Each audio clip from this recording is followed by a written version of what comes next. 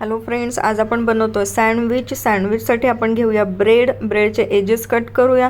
त्यानंतर ब्रेडच्या दोघी स्लाइसला आपण लावूया बटर। त्यानंतर एका स्लाइसला लावूया मेयोनीज, दुसऱ्या स्लाइसला लावूया केचप।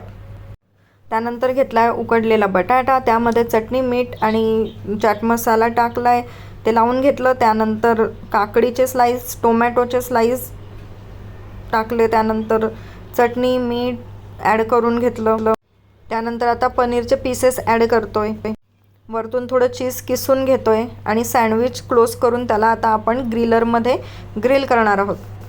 सँडविच मेकरमध्ये थोडं बटर टाकून त्यावर ते सँडविच ठेवून वर थोडं बटर लावून त्याला आपण आता ग्रिल करून घेत आहोत। सँडविच आता ग्रिल झालंय, त्याला आपण 2 स्लाइसमध्ये कट करणार आहोत। नंतर त्याची गार्निशिंग करणार आहोत। त्याच्या एजेसला लावूयात केचप, त्यानंतर थोडे बारीक शेव, कोथिंबीर टाकून त्याची छान अशी प्लेटिंग आपण करणार आहोत। तयार आहे आपलं छान आणि झटपट होणारं बटाटा सँडविच। वरतून थोडं पनीर किसणार आहोत।